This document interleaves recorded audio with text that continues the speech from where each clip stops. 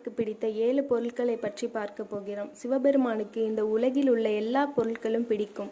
சொல்லப்போனால் இப்பிரபஞ்சத்தில் உள்ள அனைத்துமே பிடிக்கும். அதிலும் சொல்லப்போனால் ஒரு குறிப்பிட்ட பொருட்கள் உத்தமமானது. அதை நீங்கள் சிவபூஜைக்கோ அல்லது கோவிலுக்கோ கொடுத்தீர்களானால் அது நிச்சயம் பயனளிக்கும். சிவபெருமானுக்கு மாடுகள் மிகவும் பிடிக்கும். நீங்கள் நாட்டு மாட்டு பால் கொடுத்தீர்களானால் அது மிகவும் பயனளிக்கும். அடுத்ததாக சந்தனம். இறைவன் அக்னி சொரூபமானவர். இதனால் இந்த சந்தனத்தை கொடுக்கலாம். அடுத்ததாக விபூதி அல்லது திருநீறு என்று சொல்வார். எளிமையை விரும்புவார். அதனால் இவருக்கு இந்த விபூதி மிகவும் பிடிக்கும். நீங்கள் மனம் கமலும் புஷ்பங்கள், அழகிய புஷ்பங்கள் எல்லாம் பூஜைக்கு எடுத்துச் செல்ல வேண்டியதில்லை.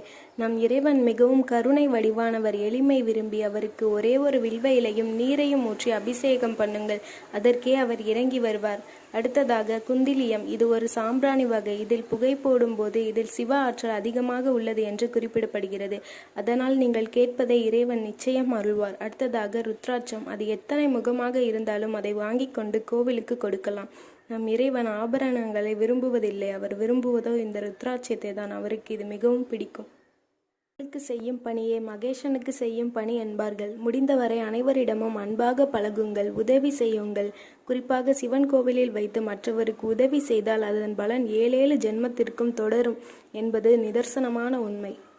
இந்த இடத்தில் குறிப்பிட நினைக்கிறேன். இப்பிரபஞ்சத்தில் உள்ள அனைத்துமே எம்பெருமான் ஈசனுடையதுதான். அப்படி இருக்க எந்த பொருள் அவரை மகிழ்விக்கும்? இறைவன் நாம் வாங்கி கொண்டு போகும் பொருட்களின் வேல்யூ பார்ப்பவர் அல்ல.